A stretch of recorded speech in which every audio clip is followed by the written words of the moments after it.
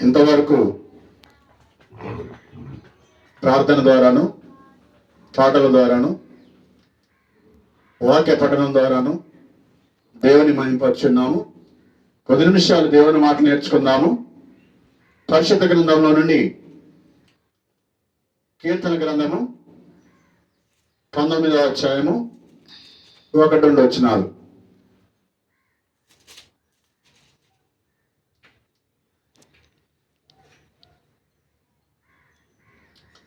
ఆకాశములు దేవుని మహిమను వివరించున్నవి, అంతరిక్షము ఆయన చేతి పనిని ప్రచురపరుచున్నది. పగటికి పగలు బోధ చేయుచున్నది, రాత్రికి రాత్రి జ్ఞానము తెలుపుచున్నది. వాటికి భాష లేదు, మాటలు లేవు, వాటి స్వరము వినబడదు. ప్రార్థన చేసుకుందాం. మహాపరిశుద్ధుడు, ప్రేమ స్వరూపువైన మా తండ్రి, మా దేవ, మా నాయన, మా ప్రభువా, నీకే కృతజ్ఞతాస్తుతులు, స్తోత్రం తండ్రి. నాయన, కొద్ది నిమిషాలు మీ మాటలు మేము వినుడికి సిద్ధపడుతుండగా మీరే మాకు బోధించి సహాయం చేయవని, మీ అందు వినుచున్న మాటలు విడిచిపెట్టక మా మనసును హృదయాన్ని పదిలపరచుకొని మీ మాటల ప్రకారం జీవించే కృపను దయచేయవని, సమస్త విషయాల్లో మీరే మాకు తోడుగా ఉండి నడిపించి మా స్తుతుల ద్వారా మీరే ఘనత మహిమ ఫలాలు పొందుకోమని యేసయ్య పరిశుద్ధమైన నామన ప్రార్థించి స్తుతించి అడిగి వేడుకొని స్నాన పరమ తండ్రి, ఆమేన్. ఇక్కడ కీర్తన గ్రంథము 19వ అధ్యాయము 1-2 వచనాలు. ఆకాశములు దేవుని మహిమను వివరించున్నవి, అంతరిక్షము ఆయన చేతి పనిని ప్రచురపరచున్నది. పగటికి పగలు బోధ చేయుచున్నది, రాత్రికి రాత్రి జ్ఞానం తెలుపుచున్నది. అంటే ఆకాశాన్ని చూసినప్పుడు కదా, ఆకాశాన్ని చూసినప్పుడు దేవుని యొక్క మహిమ కనపడుతుంటది మనకి కదా. ఆకాశాన్ని చూసినప్పుడు దేవుని మహిమ కనపడుతుంటది. అంతరిక్షము చూసినప్పుడు ఆయన చేతి పని మనకి కనపడుతుంటది. పగటికి పగలు బోధ చేయుచున్నది, రాత్రికి రాత్రి జ్ఞానము తెలుపుచున్నది. అంటే ఈ సృష్టి యావత్తును చూసినప్పుడు, ఈ సృష్టిని చూసినప్పుడు దేవుని యొక్క కష్టం కదా, దేవుని యొక్క శ్రమ, దేవుని యొక్క ప్రయాసం మనకు కనపడుచున్నది కదా. దేవుడు ఏ రీతిగా అయితే ఈ యొక్క సృష్టిని తయారు చేసిండో, ఈ సృష్టిలో ఉన్నటువంటి సృష్టిని మనం ఒకసారి పరిచయం చేస్తే అది మనకి అర్థమవుతుంటది కదా. అంటే ఆకాశాన్ని చూసినప్పుడు దేవుని మహిమ కనపడుతుంటది, అంతరిక్షము చూసినప్పుడు ఆయన చేతి పని కనపడుతుంటది. పగలు చూసినప్పుడు కదా, సూర్యుని చూసినప్పుడు ఆయన యొక్క కష్టాతీతం కనపడుతుంటది. రాత్రి చూసినప్పుడు ఆయన చేసిన విధానం మనకి కనపడుతుంది. అంటే ఈ సృష్టిని చూసినప్పుడు మనకు మనముగా బోధ చేసుకోవాలంట. ఏం చేసుకోవాలి? మనకు మనముగా బోధగా చేసుకోవాలి. మనము సూర్యుడు చూసినట్లయితే, సూర్యుడు ఉదయమయ్యేసరికల్లా తన కాల సమయాన్ని బట్టి, ఆ దినాన్ని బట్టి ప్రతిరోజు ఎవరు చెప్పకపోయినా తూర్పు దిక్కున సూర్యుడు ఉదయిస్తూనే ఉంటాడు కదా. సూర్యుడికి ఎవరైనా చెప్తారా నువ్వు ఉదయాన ఉదయించని చెప్తారా కదా, ఈ టయానికి ఉదయించని చెప్తారా కదా. అంటే సూర్యుడిని కలగజేసిన కానుంచి కదా, దేవుడు చెప్పిన కానుంచి కదా, ఆయన తూచ తప్పకుండా, అంటే మాట తప్పకుండా ప్రతి దినము కూడా తూర్పు దిక్కున ఉదయించి నీకు వెలుగునిస్తాడు కదా. అలాగనే రాత్రిని చూసినప్పుడు కదా, రాత్రిని చూసినప్పుడు చీకటి కనపడుతుంటది మనకి కదా. మరలా ఆ సమయం అయిపోయేసరికల్లా, రాత్రికాలం అయిపోయేసరికల్లా మళ్ళా పగులు వస్తూనే ఉంటుంది, అంటే వెలుతురు వస్తూనే ఉంటుంది కదా. అంటే రాత్రికి ఎవరు చెప్పారు? నీ సమయం అయింది, చీకటి పడని ఎవరన్నా చెప్పారు రాత్రికి కదా? ఎవరు చెప్పలేదు. అలాగే పగులు కూడా ఎవరు చెప్పలేదు. అలాగే ఈ యొక్క అంతరిక్షంలో ఉన్నటువంటి ఆ నక్షత్రాలు కూడా ఎవరు చెప్పలేదు, ఆకాశాన్ని కూడా ఎవరు చెప్పలేదు కదా? దేవుడు సృష్టిని కలగజేసిన దగ్గర నుంచి దేవుడు ఎలాగైతే నువ్వు కలువనడో కలిగిన కాడి నుంచి సూర్యుడు తన పని తాను చేసుకొని పోతుండు. అలాగే చీకటి కలువన్నప్పుడు చీకటి తన పని తన చేసుకుంటూ పోతుండేది.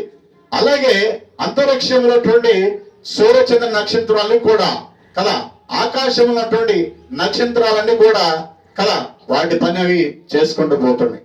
అంటే వాటికి ఎవరు చెప్పేవారు లేరు కదా, వాటికి అవే బోధ చేసుకుంటాయి అంట కదా, వాటికి అవే బోధ చేసుకుంటాయి అంట. కానీ మనుషులమైన మనం కదా ప్రతి దినము కూడా ప్రతిరోజు కూడా దేవుడు మనకి బోధ చేస్తూనే ఉంటాడు. అవును కదా, తన యొక్క సేవకుల ద్వారా కదా, దైవజనుల ద్వారా మనకి బోధిస్తూనే ఉంటాడు. తన యొక్క ఉద్దేశాన్ని, తన యొక్క చిత్తాన్ని జరిగించాలని, తన యొక్క ఉద్దేశం మన జీవితంలో నెరవేర్చబడాలని దేవుడు నిత్యం నిరంతరం తన యొక్క సేవకుల ద్వారా, తన యొక్క బోధకుల ద్వారా కదా, వివిధ కార్యక్రమాల ద్వారా తన యొక్క చిత్తాన్ని మనకి తెలియపరుస్తూనే ఉంటాడు కదా. అయినా సరే మనము దేవుని మాట ఏం చేయం, వినం కదా. దేవుడు ఎన్ని రకాలుగా మనకు చెప్పినా, ఎన్ని రీతిలుగా చెప్పినా దేవుని మాటకి మనం లోపడమంట కదా, దేవుని మాట వినమంట కదా, దేవుని మాట నమ్మమంట మనం కదా. అందుకే ఏం చెప్తుందంటే వాక్యం, పగటికి పగల బోధ చేయుచున్నది, రాత్రికి రాత్రే జ్ఞానం తెలుపుచున్నది. అంటే పగులకు పగలే బోధించుకుంటుంది.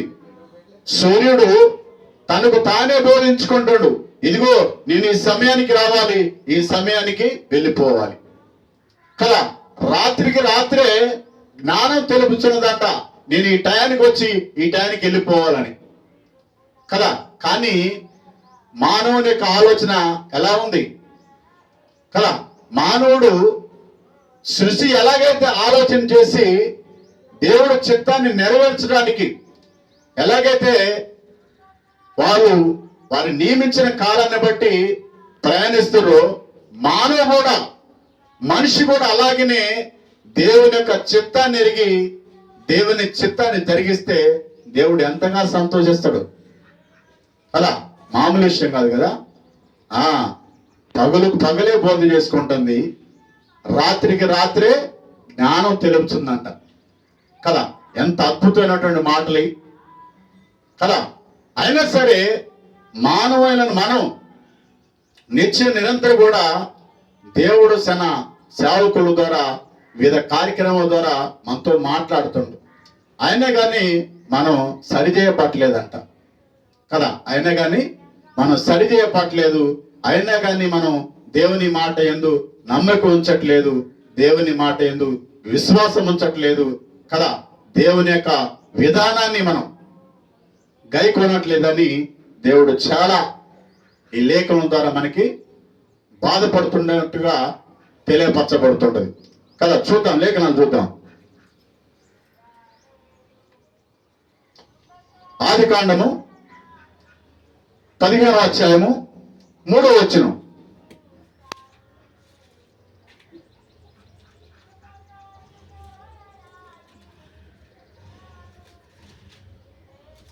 ఆదికాండము 15వ అధ్యాయము 3వ వచనం. మరియు అబ్రహాము, ఇదిగో నీవు నాకు సంతానమే లేదు గనక నా పరివారములు ఒకడు నాకు వారసుడుని చెప్పగా, యెహోవా వాక్యం అతని యొద్దకు వచ్చి, ఇతడు నీకు వారసుడు కాడు, నీ గర్భవాసన పుట్టబోచున్నవాడు నీకు వారసుడుగని చెప్పెను కదా. ఇక్కడ అబ్రహాం ఏం చేయట్లేదు, దేవుని నమ్మట్లేదు. అబ్రహాము దేవుని నమ్మట్లేదు. ఎందుకు? అబ్రహాముకి వివాహమై చాలా కాలమైంది, పిల్లలు లేరు.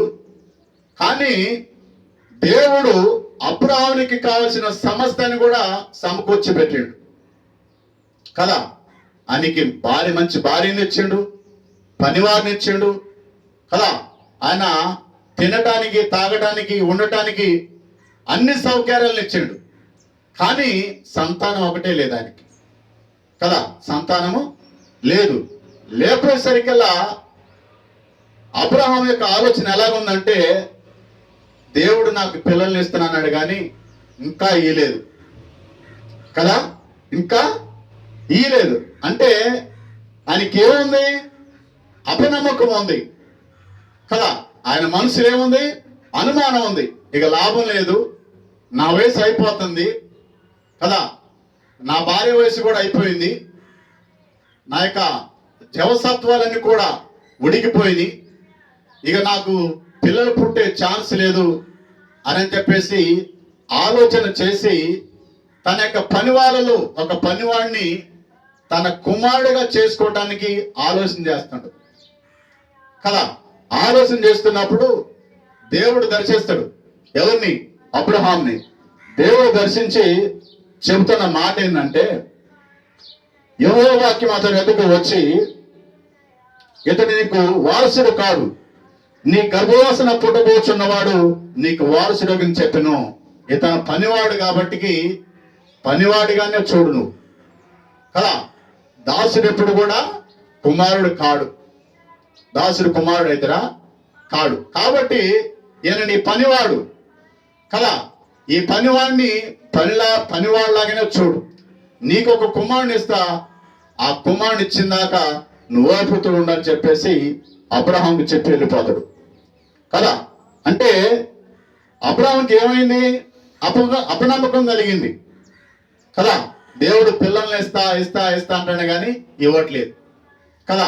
ఎప్పుడు ఇస్తాడో ఏందో, ఇస్తాడో లేదో అని చెప్పేసి అనుమానం కలిగి తన యొక్క పనివాడైనటువంటి కదా ఆ యొక్క ఎలియాజుని పిలిచి నా వారసుడని ఆలోచన చేస్తున్నాయి కదా. ఆలోచన చేసినప్పుడు దేవుడు దర్శించి తన్ని వారసుడిగాడు, దాసుడు కాబట్టి నీకు ఒక కుమారుని ఇస్తా అని చెప్పేసి దేవుడు దర్శించి చెప్పి వెళ్ళిపోయినట్టుగా మనం ఇక్కడ చూస్తుంటాం కదా. అయితే ఈ ఇశ్రాయేలు ప్రజలు కదా 400 సంవత్సరాలు బానిసలుగా ఉంటారు. ఏడా? ఐగుప్తు దేశంలో కదా. ఐగుప్తు దేశంలో ఉన్నప్పుడు తర్వాత కదా ఇక మోషే అని యెహోషువ అని ఏర్పాటు చేసుకొని ఆ యొక్క కానాను దేశం ఏదైతే వాగ్దానం చేసిండో ఆ వాగ్దాన దేశంలోనికి ఆ యొక్క ఇశ్రాయేలు ప్రజల్ని తీసుకువెళ్ళినట్టుగా మనం చూస్తుంటాం కదా. అయితే అబ్రహాం అనుమాన పడ్డాడు కాబట్టి అనుమాన పడవద్దని చెప్తుండు దేవుడు కదా. ఎందుకంటే నేను నమ్మదగిన వాడిని కదా. వాగ్దానం చేసిన వాడు నమ్మదగిన వాడు కదా. కాబట్టి నేను నీకు వాగ్దానం చేసిన కుమారుని ఇస్తాని, తప్పకుండా ఇస్తా అని చెప్పేసి ఇచ్చిండా లేదా? ఎన్ని సంవత్సరాలకి ఇచ్చిండు? 99 సంవత్సరాలకి కదా. 100 సంవత్సరాలకి కదా ఒక కుమారుని ఇస్తాడు కదా. కుమారుని ఇచ్చి మరలా అబ్రహాంని పరిశీలన చేస్తాడు, పరిశోధిస్తాడు బలీయమని కదా. ఆ బలీయమని పరిశోధన చేసినప్పుడు ఈయటానికి సిద్ధపడినప్పుడు అప్పుడు నమ్ముతుడు నమ్మకమైన దాసుడు అని చెప్పేసి ఇక అప్పటి నుంచి మళ్ళీ ఎప్పుడు కూడా ఇక అతన్ని పరిశీలన చేసినట్టుగా మనం చూడం కదా. ఎందుకంటే నువ్వు అనుమానం ఉన్నప్పుడు దేవుడు కూడా ఒకసారి పరిశీలన చేయాల్సి వచ్చింది, అవునే కదా. ఇప్పుడు పిల్లలు కలగట్లేదని దాసుని కుమారుడికి ఎంచుకున్నప్పుడు అలాగ నువ్వు ఎంచుకోవద్దని చెప్పేసి దేవుడు కుమారుని ఇస్తాడు. కుమారుడు ఇచ్చినప్పుడు ఆ కుమారుడి మీద అధికమైనటువంటి ప్రేమ ఉన్నప్పుడు దేవుడు మరలా అబ్రహాం హృదయాన్ని ఆలోచన తెలుసుకోవడం కోసం మరలా అబ్రహాం దర్శించి అతని కుమారుడి బలి అడగటం కదా. అబ్రహాం గారు ఆ యొక్క దేవుని మాటను వినదీక తన కుమారుని కదా బలి ఇవ్వడానికి సిద్ధపడి తీసుకుపోతున్నప్పుడే కదా దేవుడు వెంటనే చూసి అబ్రాహ్మ చేత మాకు ఆబ్ది అని చెప్పేసి మాట్లాడి ఆడు చూడగనప్పుడు అటు చూపించినప్పుడు ఏముంటది పొదల్లో గొర్రెపోతుంటది. గొర్రెపొడలు ఉంటే దాన్ని తీసుకొచ్చి వధించి తన కుమారుని తీసుకొని పోతాడు కదా. అప్పుడు అబ్రహాం నమ్ముతాడు కదా. అంటే దేవుని యందు నమ్మకం ఉంచాలి మనం. ఎవరి యందు? దేవుని యందు నమ్మకం ఉంచాలి కదా. అలాగనే ఇంకొక సందర్భం చూద్దాం. పేతురు గారు ప్రార్థన చేస్తుండు. ఎవరు? పేతురు గారు. పేతురు గారు ప్రార్థన చేస్తుంటే మధ్యాహ్న కాల సమయంలో బాగా ఆకలైతుంది. దానికి బాగా ఆకలైతుంది. ఒక పక్క ప్రార్థన చేసుకుంటాడు. ప్రార్థన చేసుకుంటూ కళ్ళు మూసుకొని ప్రభువా నాకు ఆకలి అవుతుంది అని అంటాడు. అన్నప్పుడు ఆకాశము నుండి ఒక మూట కిందికి దిగింది. ఒక మూట కిందికి దిగినప్పుడు ఆ మూటలో ఏముందంటే చతుస్పద జంతువులు ఉంటాయి కదా. చతుస్పద జంతువులు ఉంటాయి. అయితే ఈ మూట దిగినప్పుడు ఆ తినేసి అని చెప్పేసి ఒక స్వరం వినపడుతుంటది. వినపడ్డప్పుడు పేతురు అడుగుతాడు, ప్రభా దీనిలో ఏముందని అడుగుతున్నాడు. అంటే చతుస్పద జంతువులన్నీ వాటిని చంపు తినమని చెప్తున్నాడు. అయితే పేతురు ఏమంటాడంటే, ప్రభువా నేను యూదుడిని కదా, నిషిద్ధమైన తినకూడదు కదా, మరి నేను తింటాని మీరు నాకు ఇలాగ తినమని చెప్తారు అని చెప్పి అన్నప్పుడు వెంటనే ముమ్మారు నువ్వు తింటవా లేదా అంటే నేను తినను అంటాడు కదా. నాకు వద్దనేసరికి ఏమైంది? ఆ మూట పైకెత్తబడింది కదా. పైకెత్తబడ్డప్పుడు తర్వాత సత్యాన్ని తెలుసుకొని నిజాన్ని తెలుసుకొని అరే దేవుడు నా ఆకలిని ఎరిగి నాకు మంచి ఆహారాన్ని ఇస్తే నేను ఆలోచన లేకుండా అనుమానపడి వద్దని చెప్పేసి నేను చెప్పేసి ఆయన ఆలోచన కలిగి మళ్ళీ బాధపడి పశ్చాత్తాపడి మళ్ళీ కన్నీరు గార్చి ప్రార్థన చేస్తాడు కదా. ఎంత కన్నీరు గార్చి పశ్చాత్తాపడి బాధపడి ప్రార్థన చేసినా ఆ మూట మళ్ళీ కిందికి రాదు. అంటే దేవుడిచ్చే అటువంటి ఆ యొక్క ఆశీర్వాదం ఏది ఉంటుందో, ఆ దీవెన ఏదైతే ఉంటుందో దేవుడు ఇచ్చిన వెనువెంటనే ఆలోచన చేయకుండా అనుమానపడకుండా మనం తీసేసుకోవాలి కదా. ఇక్కడ అనుమానపడి వద్దనే సరికలు ఏమైంది? పైకి ఎగిరిపోయింది కదా. అంటే ఎక్కడి నుంచి వచ్చిందో అక్కడికి వెళ్ళిపోయింది కదా. అంటే దేవుని విషయంలో కదా మన యొక్క నమ్మకం విషయంలో మనం అనుమాన పడకూడదంట. అవును కదా, అనుమాన పడకూడదు. అనుమాన పడితే ఏమైందంటే దేవుడు ఇచ్చేది కూడా ఆలోచన చేస్తుంటాడు ఆయన కదా. ఇచ్చేది కూడా ఆలోచన చేస్తుంటాడు కదా.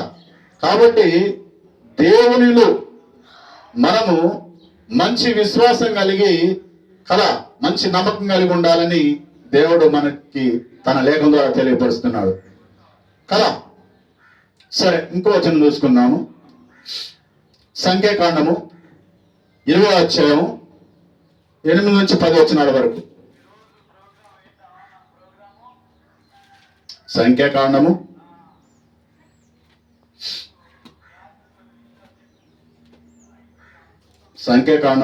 20వ అధ్యాయము 8-10 వచనాలు. నీవు నీ కర్ర తీసుకొని నీవును నీ సహోదైన అహరోను ఈ సమాజమును పోగు చేసి వారు కన్నుల ఎదుట ఆ బండతో మాట్లాడుము, అది నీళ్ళిచ్చును. నీవు వారి కొరకు నీరును బండలో నుండి రప్పించి సమాజమునకును వారి పశువులకును త్రాగుడికిమ్ము. యెహోవా అతనికి ఆజ్ఞాపించినట్లు మోషే ఆయన సన్నిధి నుండి ఆ కర్రను తీసుకొని పోయిను. తర్వాత మోషే అహరోనుడు ఆ బండి ఎదుట సమాజం పోగు చేసినప్పుడు అతడు వారితో ద్రోహులారా వినుడి. ఏమంటాడు? ద్రోహులారా వినుడి, మేము ఈ బండల నుండి మీ కొరకు నీళ్లు రప్పింపబడినా అనెను. అప్పుడు మోషే తన చెయ్యి ఎత్తి 2 మార్లు తన కర్రతో ఆ బండను కొట్టగా నీళ్లు సమృద్ధిగా ప్రవహించెను, సమాజమును పశువులను త్రాగెను. అంటే ఇశ్రాయేల్ ప్రజలని మోషే నడిపిస్తుండు కదా. ఇశ్రాయేల్ ప్రజల్ని మోషే నడిపిస్తుండు. మోషే అరణ్యంలో వారు నడిపిస్తున్నప్పుడు వారికి దాహం వేసింది కదా. దాహం వేసినప్పుడు ఎవరిని అడగాలి? వారు ఎవరిని అడగాలి? నడిపించే నాయకుడిని అడుగుతారు కదా, నడిపించే నాయకుడినే అడుగుతారు. ఎందుకంటే ఐగుప్తు దేశం నుండి తీసుకొచ్చింది ఎవరు? నీవే. దేవుడు నీతో ఉన్నప్పటికీ, దేవుడు నడిపించినప్పటికీ, దేవుడు నిన్ను ముందుగా పెట్టి ఇశ్రాయేల్ ప్రజల్ని కదా నీ వెనక నడిపిస్తున్నాయి ఆయన కదా. అంటే వాళ్ళకి దాహం వేసింది, దబికైంది, గొంతు తొడారిపోతుంది. ఎవరిని అడగాలి? నిన్నే అడుగుతారు కదా. మరి నిన్ను అడిగినప్పుడు నువ్వేం చేయాలి కదా? ప్రభు చెప్పినట్టుగా ప్రార్థన చేస్తే నీరు వస్తుంది, తాగుతుడు, ప్రశాంతంగా ఉంటుంది కదా. అలా కాకుండా వారి మీద ఆవేశపడుతుంటారు. ఎవరు? మోషే ఆవేశపడుతున్నాడు, కోపడుతున్నాడు కదా. వారిని చూసి ద్రోహులారా, మీకు మేము నీళ్ళు ఇవ్వాలా అని చెప్పేసి వారి మీద కోపడుతున్నాడు. కోపడ్డప్పుడు ప్రభు అనుతున్న మాట ఏంటంటే, నువ్వు వెళ్ళి నీ కర్ర చూపించి బండతో మాట్లాడు అంటాడు కదా. నీ కర్ర బండ వైపు చూసి మాట్లాడి ప్రార్థన చేయి, నీళ్ళు వస్తాయని చెప్తే కదా, మోషే ఆరోను ఏం చేస్తారు? పరుగును పోయి ఆ బండ దగ్గర పోయి బండని 2 మార్లు కొడతాడు. ఎన్ని మార్లు కొడతాడు? 2 మార్లు కొడతాడు. 2 మార్లు కొడితే నీళ్ళు వస్తాయి, వాళ్ళు తాగుతారు. అక్కడ ఉన్నటువంటి పశువులను కూడా తాగుతాయి, ప్రశాంతం ఉంటుంది, మంచిగా ఉంది. కానీ దేవుడు ఏం చెప్పిండు? బండతో మాట్లాడు అన్నాడు కదా. నువ్వేం చేసినావు? బండని కొట్టిను కదా. అంటే ప్రభు చెబుతున్న మాట, దేవుడు చెబుతున్న మాట మనం చాలా శ్రద్ధగా ఆలకించాలంట. ఆయన ఏం చెప్పిండు నీకు? నువ్వు పోయి నీ చేతిలో ఉన్న కర్రను ఆ బండ వైపు చూసి బండతో మాట్లాడు అని చెప్పిండు. కానీ నువ్వు ఏం చేసినావు? ఆ బండ మీద 2 సార్లు కొట్టినావు కదా. అంటే కొట్టవనడా మాట్లాడవనడా? మాట్లాడవన్నాడు ఆయన కదా. ఆ బండ వైపు చూసి ప్రార్థన చేయమన్నాడు ఆయన. నువ్వేం చేస్తావు? పోయి కొడతాను. అంటే నువ్వు ఎలాగను, నీ యొక్క మానసిక స్థితి ఎలా ఉంది? ఆవేశంలో ఉన్నావు కదా, కోపంలో ఉన్నావు, మంచి ఉద్రేక్తంలో ఉన్నావు కదా. ఆయన మాటని నువ్వు అర్థం చేసుకునే పరిస్థితుల్లో లేవు కదా. అలాగున్నప్పుడు నువ్వు బండను కొట్టినావు, నీళ్ళు వచ్చినాయి, తాగి నువ్వు వెళ్ళిపోయింది. తర్వాత పాలు తేనెలు ప్రవహించి దేశంలోనికి వెళ్ళవలసిన నువ్వు కదా ఆ దేశానికి వెళ్ళకుండా కదా ప్రభు నిన్ను కట్టడి చేసాడు. ఎందుకు? ప్రభు మాట వినలేదు కాబట్టి కదా. దేవుడు చెప్పినట్టుగా నువ్వు చేయలేదు కాబట్టి కదా. నీవు ఆ దేశాన్ని చూస్తూ కానీ ఆ దేశంలోనికి ప్రవేశింపలేవు కదా. నీ శిష్యుడైనటువంటి యెహోషువ నాయకత్వంలో ఆ కానాను దేశంలోనికి నా ప్రజలను తోడుకొని పోతాన్ని మోషేతో చెబుతాడు కదా. అంటే మనం ఒక్కోసారి పొరపాట్లు చేస్తుంటాం కదా, తప్పులు చేస్తుంటాం కదా. తప్పులు చేసినప్పటికీ, పొరపాట్లు చేసినప్పటికీ కదా, మొదటగా ప్రభు ఏం చెప్తుండో ఆలకించి చేయాలి మనం, అవును కదా. ప్రభు మొదటగా ఏం చెప్తుండో ఆలకిస్తే ఆ తప్పులు పొరపాట్లు చేసే అవకాశం ఉండదు కదా. మనకున్న ఆవేశం వల్ల, కోపం వల్ల ఏం చేసినాం? ఆయన మాట్లాడకుండా మనం ఏం చేసినాం? బండమే కొడుతున్నాం కదా. అలాగా పాలు తేనెలు దేశంలోనికి పోవాల్సినటువంటి వ్యక్తి కానీ ఆ దేశాన్ని చూసి ఆ దేశంలోనికి అడుగు పెట్టకుండా కదా ఆ పర్వతమైన చనిపోయినట్టుగా మనం చూస్తుంటాం కదా. కానీ మోషేకి మంచి పేరు ఉంది. ఏం పేరు? మంచి పేరు ఉంది. ఏం పేరు? సాత్వికుడు కదా. సాత్వికుడు, దేవుని ఇల్లంతటిలో నమ్మకమైన వాడు కదా. దేవుని ఎదుట మంచి నమ్మకమైన వాడే మంచి సాత్వికుడే, అయినా సరే ఆయనకి ఏమొచ్చింది? ఆవేశం వచ్చింది, కోపం వచ్చింది కదా, ఉద్రేకత వచ్చింది కదా. దానివల్ల ఏం పోగొట్టుకోండు? ఆశీర్వాదాన్ని పోగొట్టుకోండు కదా, దీవెని పోగొట్టుకోండు కదా. కాబట్టి మనం ఒక్కోసారి మన ఆలోచన ఎలాగుంటదంటే ఆవేశపూరితంగా ఉంటది, అది ఉద్రేకితంగా ఉంటది కదా. ఇప్పుడు నరుని కోపము కదా, నరుని యొక్క కోపము దేవుని నీతి నెరవేర్చిద్దా? నెరవేర్చదు కదా. కాబట్టి మనం ఏం చేయాలంటే సాత్వికుడైనటువంటి మోషే ఆవేశపడి కదా, కోపపడి దేవుని ఎదుట తప్పు చేసినట్లుగా, పొరపాటు చేసినట్లుగా మనకి లేఖనం ద్వారా మనకి తెలియపరచబడుతుంది. కాబట్టి మనం ఏం చేయాలి? దేవుని ఎదుట ఎలాగ ఉండాలి? దేవుడు ఏం చెబుతుండో కదా నిమ్మలంగా ఆయన స్వరాన్ని వినాలి, మనం ఆయన చెప్పినట్టు చేయాలి. అప్పుడు మనకి ఆశీర్వాదం, మనకి దేవునికి మహిమ వచ్చింది కదా. కాబట్టి మన చిన్న చిన్న పొరపాట్లు, చిన్న చిన్న తప్పులు, మిస్టేకులు ఉన్నప్పుడు వాటిని సరి చేసుకొని దేవుని కృపకు పాత్రగా కావాలని దేవుడు తన లేఖల ద్వారా మనకి తెలియపరుస్తున్నాడు కదా. ఇంకో వచనం చూసుకుందాం.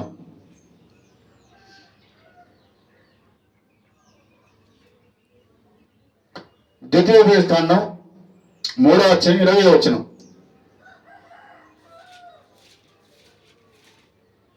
3వ అధ్యాయము 25వ వచనం.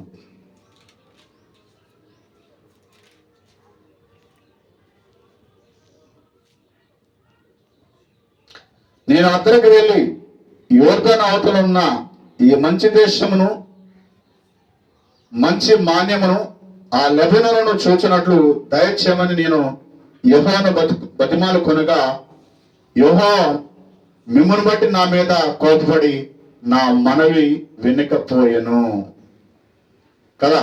అంటే మోషే గారు మరలా కదా ప్రయత్నం చేసినప్పటికీ ఏం చెప్పిండు? నువ్వు ఆ దేశాన్ని చూస్తావు కానీ ఆ దేశంలోనికి ప్రవేశించడానికి వీల్లేదని కరాఖండిగా చెప్తాడు కదా. కాబట్టి మనం దేవుని ఎదుట దేవుని మాట వినే విషయంలో చాలా జాగ్రత్తగా వినాలని దేవుడు తన లేఖల ద్వారా మనకి తెలియపరుస్తున్నాడు. మొదటి దిన వృత్తాంతాలు 10వ అధ్యాయము 13-14 వచనాలు చూసుకుందాం.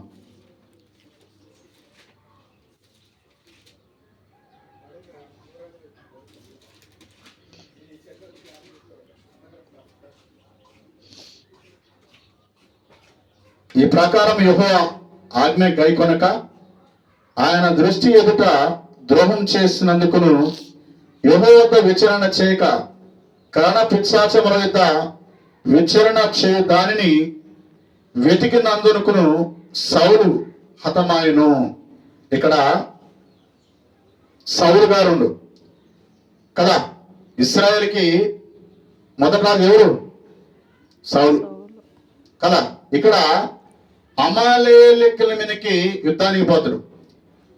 అమాలేకుల మీదకి పోయినప్పుడు దేవుడు ఏం చేస్తాడంటే, అమాలేకుల మీద నువ్వు గెలుస్తూ ఆ దేశం నీ చేతికి అప్పగించబడింది, నువ్వు గెలుస్తూ, కానీ ఆ దేశంలో ఏది తెచ్చుకోకూడదు కదా. ఆ దేశం నుండి నువ్వేది తెచ్చుకోవద్దు. అక్కడ ఉన్నదంతా నిర్మూలన చేసి, నాశనం చేసి, బూడిద చేసిరా అంటాడు ఎవరు? దేవుడు. కానీ సౌలు ఏం చేస్తాడు? ఆ దేశాన్ని గెలిచి కదా ఆ దేశంలో ఉన్న ప్రజలందరిని చంపి మేలైనటువంటి కోడెలను తెచ్చుకుంటాడు కదా.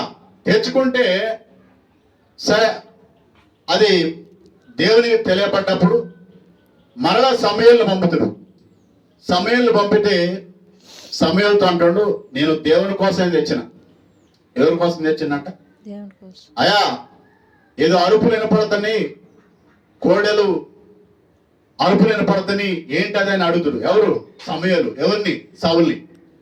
అడిగినప్పుడు సౌలు చెబుతున్న మాట ఏంటంటే, అయ్యా నేను దేవుని కోసం తెచ్చానయ్యా అని చెప్తున్నాడు. దేవుడు ఏం చెప్పిండు? ఆ దేశాన్ని గెలిచినప్పుడు ఆ దేశంలో ఉన్న వాటిని సమస్తాన్ని కూడా నిర్మూలన చేసిరా, అంటే బూడిద చేసిరా. ఆ దేశం నుండి ఏది తెచ్చుకోవద్దు, ఎందుకంటే అది శాపగ్రస్తమైనటువంటి దేశం కాబట్టి దాని నుంచి ఏది తెచ్చుకోవద్దు అంటాడు కదా. కానీ మనవాడు ఏం చేస్తాడు? మేలైన వాటిని తెచ్చుకొని కట్టేసుకుంటాడు కదా. మేలైన వాటిని తెచ్చుకొని కట్టేసుకుంటాడు. ఆ కట్టేసుకున్నప్పుడు ఆ అరుపులు దేవునికి వినపడి సమయంలో తోలితే సమయాలు అడిగినప్పుడు కూడా దేవుని కొరకే తెచ్చాడు. దేవుడు ఏమన్నాడు? వద్దన్నాడు కదా. దేవుడు ఏమన్నాడు? వద్దన్నాడు కదా. అంటే వద్దన్నా కానీ మనోడు ఏం చేసాడు? ఇష్టపడి మరీ తెచ్చుకున్నాట కదా. మరీ తెచ్చుకున్నాడు కదా.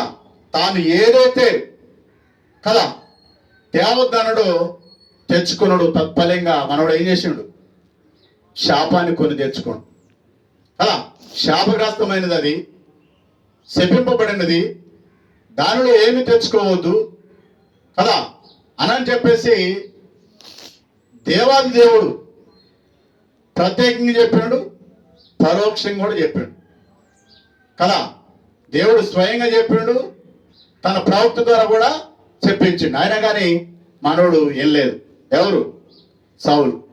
లాస్ట్కి ఏమైంది? మనోడు యుద్ధ భూమిలో కదా తనకు తానుగా తనకి ఈటి మీద తానే ఒరిగి పొడుచుకొని చనిపోవాల్సిన పరిస్థితి. అంటే ఇది నీకు తగదు, ఇది శాపకరమైనది, శపిస్తమైనది అని చెప్పినప్పుడు దేవుని మాట వినాలిగా మనం. వినాలా వద్దా? దేవుడు వద్దన్నప్పుడు తెచ్చుకోవద్దు అంతే. కానీ మనోడు తెచ్చుకొని తెలివిగా దేవునికే సమాధానం చెప్తాడు కదా. మన ఎవడు ఏదైతే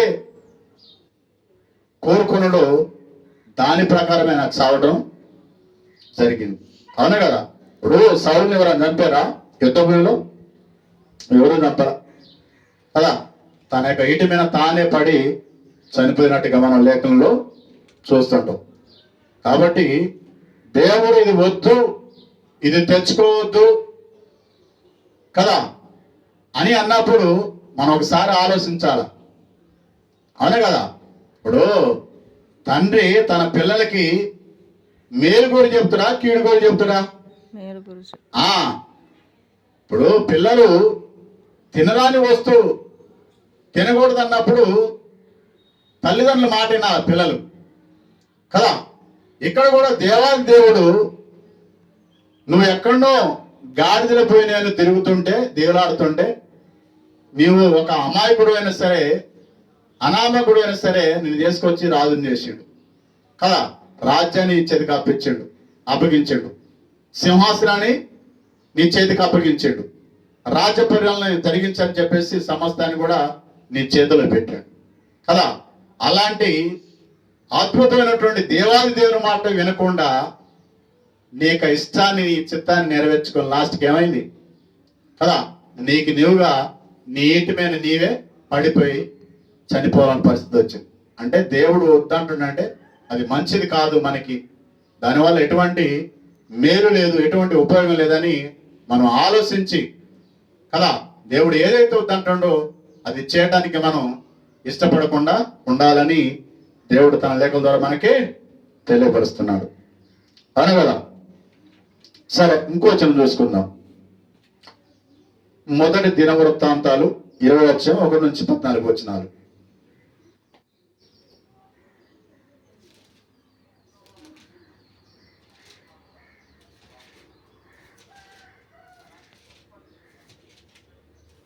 20:1-14.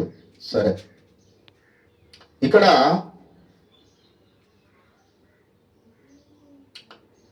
దావీదు రాజుగా ఉంటాడు కదా. దావీదు రాజుగా ఉన్నప్పుడు ఏం చేస్తాడంటే ఇశ్రాయేలు ప్రజలందరూ కూడా లెక్కించాలని చెప్తాడు కదా. ఇశ్రాయేలు ప్రజలందరూ కూడా లెక్కించాలని చెప్తాడు. లెక్కించాలన్నప్పుడు అది దేవుని చిత్తం కాదు. కదా. దేవుని చిత్తం కాకపోతే తన దగ్గర సైన్యాధిపతిగా పనిచేస్తున్నటువంటి యోబు అని ఒక వ్యక్తి అడుగుతాడు, అయా ఇది దేవుని చిత్తం కాదు కదా, ఎందుకు ఇలాగంటే, నీకెందుకు, నేను చెప్పినట్టుగా, నేను రాజుని కాబట్టి నేను చెప్పినట్టుగా చేసేయని చెప్తుంటాడు ఆయన కదా.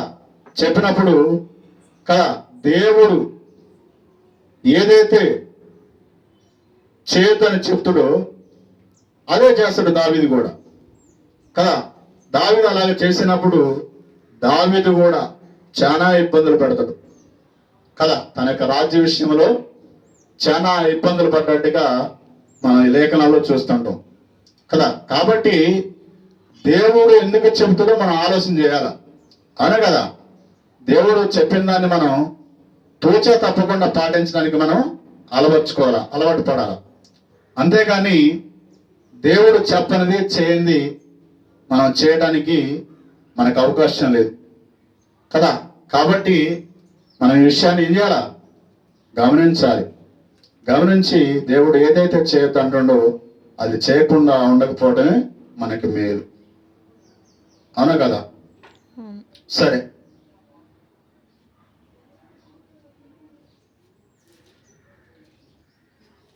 ఇంకో వచనం చూసుకుందాం. 2 దినవృత్తాంతాలు 32 అధ్యాయం 24 వచనం.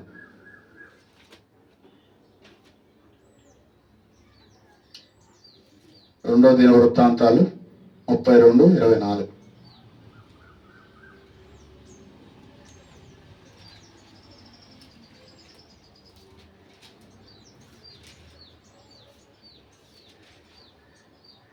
ఇక్కడ హిజ్కీయా ఒక రాజు ఉంటాడు కదా. హిజ్కీయా రాజు ఉంటే ఆయనకి మరణకరమైనటువంటి రోగం వచ్చింది. మరణకరమైనటువంటి రోగం వచ్చినప్పుడు కదా దేవుని వైపు తిరుగుతాడు ఆయన. దేవుని వైపు తిరిగి కన్నీరు గార్చి, ప్రభువా నేను నీ ఎదుట ఎలాగ జీవించడం నీకు తెలియదా, నా యథార్థత నీకు తెలియదా, నా మనసు నీకు తెలియదా, నా ఆలోచన నీకు తెలియదా, నా ప్రవర్తన నీకు తెలియదా, నా పరిపాలన విధానం నీకు తెలియదు అని చెప్పేసి గోడ తట్టు తిరిగి కన్నీరు గార్చి మున్నీరు గార్చి ప్రభు ఎదుట పశ్చాత్తాపడి కన్నీరు గారుస్తున్నాడు. కన్నీరు గారుస్తుంటే దేవుడు వెనువెంటనే ఏం చేస్తాడంటే ఒక ప్రవక్తను పంపించి ప్రవక్తతో మాట్లాడుతున్నాడు కదా. నేను అతనికి 15 సంవత్సరాలు ఆయుష్నిచ్చిన, ఇక నుంచి తాను తన కుటుంబాన్ని చక్కబెట్టుకొని సరి చేసుకొని మంచిగా బ్రతుకొని చెప్పి ప్రవక్త ద్వారా చెప్పి పంపిస్తాడు. అలాగే ప్రవక్త వచ్చి చెబుతాడు, అయ్యా దేవుడు నీకు 15 సంవత్సరాల ఆయుష్నిచ్చిండు, నీ యొక్క వ్యక్తిగత జీవితాన్ని నీ కుటుంబాన్ని భద్రం చేసుకో, దేవుడు చెప్పిన విధానంగా బ్రతకని చెప్పేసి ఆ యొక్క ప్రవక్త వచ్చి చెప్పిపోతాడు. చెప్పిన తర్వాత కొంతకాలం మంచిగానే ఉంటాడు కదా. కొంతకాలం మంచిగానే ఉంటాడు. మంచిగున్న తర్వాత ఈ యొక్క రాజుగారు ఏం చేస్తాడంటే, ఇక నేను మంచిగానే ఉన్నా, నాకేం కాదు, నేను ఆరోగ్యంగానే ఉన్నా, నేను బలం కలిగిన శక్తి కలిగి ఉన్నా, ఇక నాకు ఎటువంటి ఇబ్బంది లేదు, డోకా ఉండదు అని చెప్పేసి ఈ రాజుగారు ఏం చేస్తాడంటే అన్య దేశస్థుడికి కలిసి అన్య దేశస్థుడితో సవాసం చేసి అన్య దేశస్థుని పిలిపించుకొని దేవుడు ఇచ్చినటువంటి సమస్తాన్ని, ఆ యొక్క ఘనతను, ఆ యొక్క ఆశీర్వాదాన్ని, ఆ యొక్క దీవెను, ఆ కృపణగంతు కూడా ఏం చేస్తాడు, అన్యుడికి చూపిస్తాడు కదా. ఇప్పుడు మన ఇంటికి ఎవరైనా వ్యక్తి వస్తే కూర్చోబెట్టాలి, మర్యాద చేస్తారు, పంపించాలి కదా. అది మంచిది, మంచి పద్ధతి. కానీ వచ్చిన వ్యక్తి ఎవరో తెలియదు కదా, ఆయన ఏ ఉద్దేశంతో వచ్చిండో తెలియదు, ఆయన ఏ ఆలోచనతో వచ్చిండో మనకు తెలియదు కదా, ఏ పర్పస్లో ఆయన వచ్చిండో మనకు తెలియదు. ఆ తెలియని వ్యక్తిని తీసుకుపోయి సమస్తాన్ని, దేవుడిచ్చిన సమస్తాన్ని చూపించి దేవుని కృపణ గురించి చెప్పడం ఎంతవరకు మంచిదంటూ. కాబట్టి ఇక్కడ నీకు మరణకరమైనటువంటి రోగం ఉన్నప్పుడు 15 సంవత్సరాలు ఆయుష్నిచ్చిండు, ఐశ్వర్యాన్ని ఇచ్చిండు, ఘనతనిచ్చిండు, మంచి పేరునిచ్చిండు కదా. ఆ ఖ్యాతికి తగ్గట్టుగా బ్రతుకుతారు అని కదా. ఆ ఖ్యాతికి తగ్గట్టుగా బ్రతుకు మంచిదే. కానీ ఒక అన్యుడిని పిలిచి నీ సమస్త వైభవాన్ని చూపించి అతని చేత మెప్పించుకునే విధంగా నీ యొక్క ఆలోచనను చూసినావు, అది దేవునికి నచ్చ కదా. హృదయంలో గర్వించి దేవుని మాట పక్కన పెట్టి కదా వచ్చిన అన్యుడికి నీకు నువ్వుగా ఘనపరుచుకుంటే, దేవునికి ఘనత రాకుండా నువ్వు నీ ప్రవర్తన ఉంటే దేవుడు ఆ విషయంలో ఊరుకుంటాడా? ఊరుకోడు. కాబట్టి ఎవరైతే వచ్చిండో కదా ఆ వచ్చిన వ్యక్తితోనే ఆయనకి హాని కలిగింది, నష్టం కలిగింది కదా. ఉన్నదంతా కూడా వారు ఊడ్చుకొని పోతారు. కాబట్టి అలాగ ఉండకూడదు. మనం దేవుడు ఎలాగైతే జీవించమని చెప్తుండో, ఎలాగ ఉండవని చెప్తుండో ఆ రీతిగా ఉంటే మనకి దీవెన కదా, అనేకులకి ఆశీర్వాదకరంగా ఉంటాం, దేవునికి మహిమకరంగా జీవించే అవకాశం ఉంటుంది. కాబట్టి మన జీవితంలో మనుషులు అన్నాక మనం పొరపాట్లు చేస్తూనే ఉంటాం, అవును కదా. మనుషులు అన్నాక మనం చిన్న చిన్న తప్పిదాలు పొరపాట్లు చేస్తూనే ఉంటాం కదా. అనాలోచితంగా వ్యవహరిస్తుంటాం, అనుమాన పడుతుంటాం కదా. రకరకాలుగా ఉంటాయి మన ఆలోచనలు. ఏది అయినప్పటికీ దేవుని చిత్తాన్ని ఎరిగి దేవుని చిత్త ప్రకారమే ముందుకు సాగుతూ మన యొక్క ఆత్మీయ జీవితాన్ని కదా ప్రభులో నిలకడగా ఉంచుకోవాలంట కదా. ప్రభులో నిలకడగా ఉంచుకోవాలి. నిలకడగా ఉన్నప్పుడు, స్థిరంగా ఉన్నప్పుడు మనకి ఏదొచ్చినా ప్రభువే మనకు తోడుగా ఉంటాడు కదా. అలా కాకుండా మన తొందరపాటు వల్ల కదా, మన యొక్క అనుమానం వల్ల కదా, మన యొక్క తప్పిదాల వల్ల రకరకాలుగా మనకి నచ్చినట్టుగా, మనకు తోసినట్టుగా, మనకు తెలిసినట్టుగా మన జీవితాన్ని మనం నడిపించుకోవాలనుకో, ప్రభు దృష్టికి మనం ఏమవుతాం? శాపగ్రస్తులు అయిపోతాం కదా. కాబట్టి దేవుని యందు మనం భయమ కలిగి కదా, దేవుని యందు భక్తి కలిగి దేవుడు చెప్పిన రీతిగా కదా, అంటే తన చిత్తానుసారంగా మన జీవితాలను నడిపిస్తుంటే మనం దీవించబడతాం. మన ద్వారా అనేకులు ఆశీర్వదించబడి దేవునికి మహిమ వచ్చే విధంగా మన జీవితాలు ఉండాలని ప్రభు ఉదయకాల సమయంలో తన లేఖల ద్వారా మనకి తెలియపరుస్తున్నాడు. కాబట్టి ఈ మాటలు ఎందుకు ముగిస్తున్నాను. మీ అందరికీ వందనాలు. God bless you all. ప్రార్థన చేసుకుందాం.